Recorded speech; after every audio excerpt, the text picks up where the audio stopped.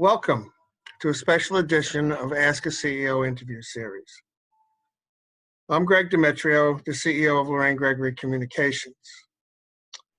The purpose of the Ask a CEO series is to get a look behind the closed door in the C-suite and find out what really goes on in running some of the important companies on Long Island. And so today we have a very special guest, Mr. David Hunt of Hunt Corporate Services. And we're going to talk to him about how this crisis has impacted him, his life, his family, his business, and what we see as the long run. Okay, so welcome, David. I'd like to tell you a little bit about David first, and I don't want to misstate anything, so pardon my notes here. David's been in this business. He's got a real estate practice that's been around since 1973. He's been in the business. He's been a top broker on Long Island, in the region, across the country. He holds the 3 top most prestigious certifications in the real estate industry. He's been named a top broker by Long Island Business News. He's been the top 20 power broker perpetually in the industry. He's authored over 120 real estate articles. He's a regular columnist on the New York Real Estate Journal. He's an Eagle Scout. He is the president-elect for the Suffolk County Boy Scout Council of the Boy Scouts. He's a graduate of Georgia Tech. He's the holder, I told you, he's the holder of the 3 most prestigious designations in the real estate business. And he's well known and universally respected by his colleagues, his peers, and even his competitors. So welcome, David. Thank you very much for taking the time to sit down with me. If you would. It's my absolute pleasure, Greg, and I cannot walk on water. Well, that's a matter of opinion, David. So, you know, I'm your cheerleader, so it's okay. All right.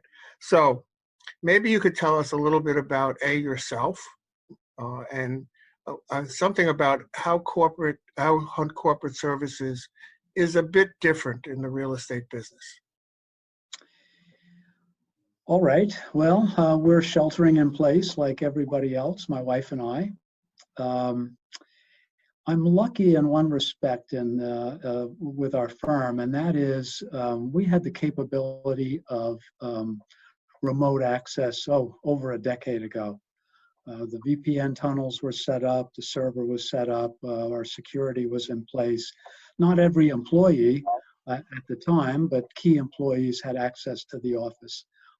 So we were able to pretty quickly mobilize and get everybody remotely operating for the company. We were also lucky enough to have in place a voice over IP telephone system, and we already had remote telephones in people's homes before the crisis.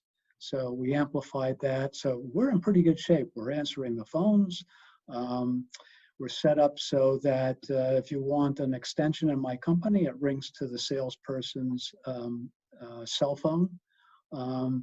So we're doing pretty well. And we're lucky in another respect too.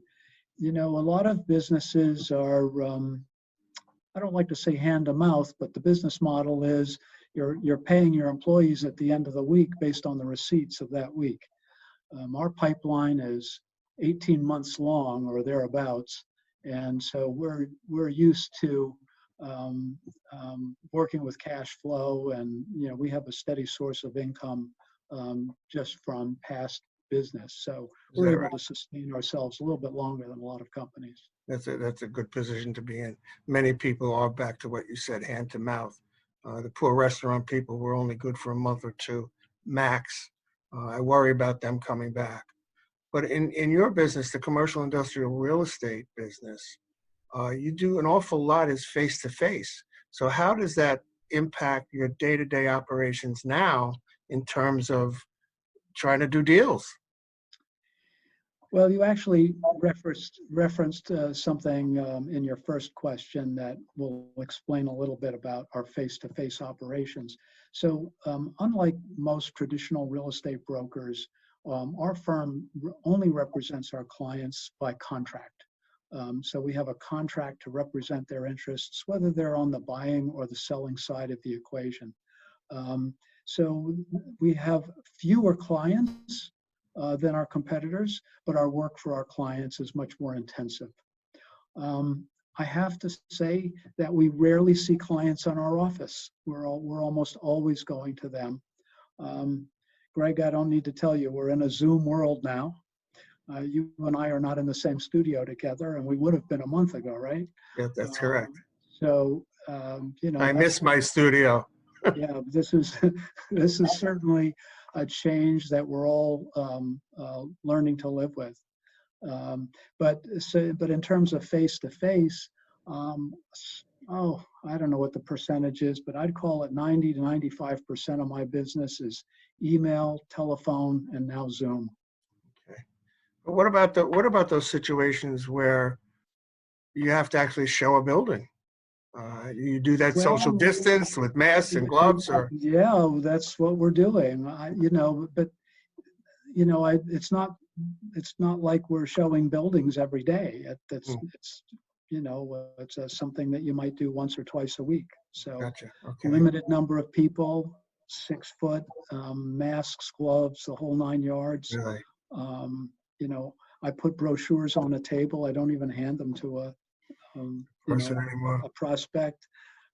So we take all the precautions.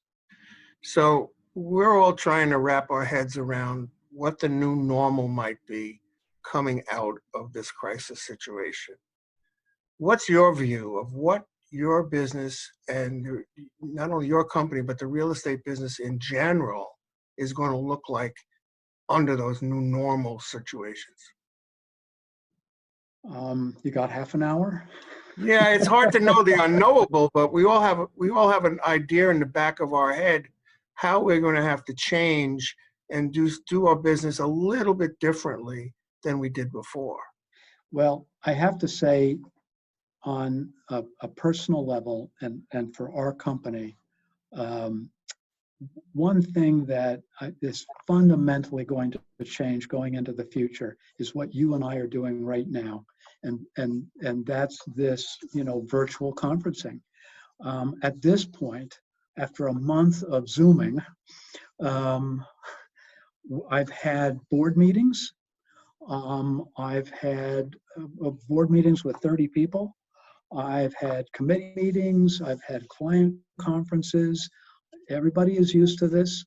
And I have to say, you know, I used to travel half an hour to a board meeting and half an hour back. And now I'm looking at it and saying, well, why? Why would I go back to that? Why should we? You know, with the Zoom platform or WebEx or whatever you happen to be using, you see everybody as they're talking. Mhm. Displays can be put up along with the picture, you know, and often it's better displayed than it would be in the boardroom. So I think that's fundamentally going to change. I think we're going to be doing a lot more of this, even when it's not required. You know. So you see that as a plus overall. But here's a follow-up question to that. Because that may become more normal to do remotes, to do work from home, what's that going to do to the office space requirements from some of these bigger firms? What's going to happen with all that square footage? I agree. And the office market on Long Island has really been in the doldrums for the last 10 years. As you know, this trend was already, you know, started a long time ago with firms downsizing. You know, we have different markets on Long Island, and two of the sectors, you know, in the commercial, well, three of them would be retail, office, and industrial. So industrial has been on fire in the last 5-6 years. And I have never seen such a tight industrial market on Long Island. I don't think this pandemic is going to change all that much when it comes to the industrial market. The office market, on the other hand, I think it's just going to exacerbate a problem that's already there. Greg, I'm looking at it, and we're running our business remotely. You know, and I'm saying to myself, do I really need all the office space that we have Exactly. going into the future, Yeah. because I would say our real estate cost is maybe 20% of our total overhead. There you go. Well, That's substantial. I'm so not when saying we you, would totally give up an office, but yeah. that So there are savings to when be you had. have an office that's got 200 or 300 people in there, and you can make half of them work from home, or at least pretty much most of the time work from Right. home, you're going to take a hard look at that nut and say, do I really need this? Right. So I guess the question is going to be, what's going to happen to all of that space?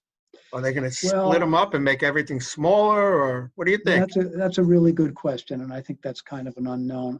To counterbalance that, I would say that there is a difference between working in an office that you go to and working at home. Oh, clearly, And there is. so I think you need to look at the productivity in each location. I think one thing that would definitely come into play in our business is we bounce ideas off each other all day long. I overhear a conversation, or somebody comes to me with a problem, and I know somebody who might know somebody who could solve the problem. There's that kind of interplay. I call it water cooler talk. Mm-hmm. And you don't get that at home. And No. you wouldn't get it necessarily in a scripted meeting, or a scheduled meeting like you and I are having right now. So the social aspect is Yes. definitely wanting. I mean, I wrote an article the other day called "For Want of a Hug," because I'm a very gregarious guy. I like to meet people. I like to hug. You know that. And it's like, wow, I haven't seen my kids in 6 weeks. I haven't had a hug or a kiss from any of them, and it starts to play on you. So Yes. you take that into the office. I'm basically the same guy at the office as I am at home. So all my people know that there's kisses and hugs going around the whole place all day long, and laughing and carrying on, and like you said, ideas. And I'm just wondering how much that is going to be lessened. So sad. So sad. I think there's going to be a balance when all is said and done. This is going to be balanced out. There is absolutely a core need for office space. Yeah. But I see businesses, perhaps like myself, evaluating just what do we need in the office and what can be accomplished outside of the office. So, the world goes on in spite of all of these strictures and regulations and distance and isolation. It still goes on. And day to day has to happen. So tell me, how has it impacted you and your family in the crisis time? My wife and I are incredibly blessed. We still live in a big home. So if we need some privacy or some quiet time, we have it. I'm not living in a 2-bedroom apartment with 4 children. So we have that. We're also on an acre, and we've got hiking trails behind us, so we can get out and get some sunshine and get some exercise and, basically be safe. And finally, we're both introverts. We have developed our introversion to a fine art. We're happy with our books, with our music and playing Scrabble. And so I have to say that, yes, it certainly has been something different, sheltering at home for the past 5 weeks. But I keep locking up the sharp implements just in case, So, all that right. may So be now, necessary. one of the things that you do that's a little unique is because of your Eagle Scout status, you've taken on the role of coaching and mentoring Eagle Scout candidates. Mm-hmm. How is it all Zoom now? Is it all virtual now? It has to be. Yeah, it absolutely has to be. So we're working our way through that. We have about, and the district that I handle as an advancement chair is basically the entire township of Huntington. And we have 100 Eagle projects in progress right now in the town of Huntington. So, and one way or the other, they come through me. for approval or processing their paperwork. So today I'm using Zoom, email a lot. I am holding off on, I have about 10 Eagle boards of review that need to be done. I would really much rather do those in person. And we have some technical issues with signing documents and so forth, and reviewing recommendation letters, which is just very difficult to do with Zoom. If we have to, that's what I'm going to do. But I'm hoping that we can get to a place where scouting will allow social distancing, 6 feet, gloves, masks, and we can have Eagle boards under those circumstances. One more question before I let you go. CEOs everywhere are struggling with the same things you and I think about our business every day. How are we going to get out of this? What's it going to look like when we reopen? What's the future look like? What's the economy? How long is it going to take for the economy to come back? In parting, what advice would you give your fellow CEOs?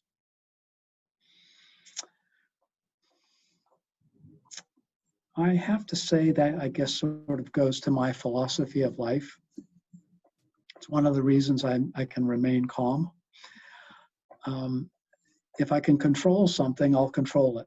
If it's out of my control, I'm not going to worry about it because there's nothing I can do about it. So many times in my life, and particularly now, my philosophy is I'm going to put one foot in front of the other, and I'm going to do the right thing. And I don't know where we're going to end up, Greg. I think everybody's basically agreed that the normal on the other side is going to be a new normal and not what we're used to, and I would agree with that. How long it's going to take us to get out of this, I don't know. But I'm betting we're not going to be seeing anything that resembles what we left until January. Yeah, I think you're that's pretty correct. I think it's going to take a while for the dust to start to settle, so we could even see or even attempt to look over the horizon to see what's coming at us. Hopefully, nothing more dramatic than the snowfall. Right? Yeah, I hope so. I think what's going on with the on again, off again restarting is, maybe not the best idea in the world. Yeah, I think people are chomping at the bit. 6 or 8. Some people are home 8 weeks already, so I think they're chomping at the bit. No, and I think, there's no question about yeah, it. We all are. emotions are starting to run a little high, but I think we all need to be calm and understand the balance that we have to strike, so that we protect the most vulnerable, and we get to open up at least in some organized way. So we all know what we're doing. So I want to thank you supremely for today. I really appreciate you sitting down. I appreciate your expertise and your knowledge and your advice. So thank you. Absolutely my pleasure, Greg. Thank you, David.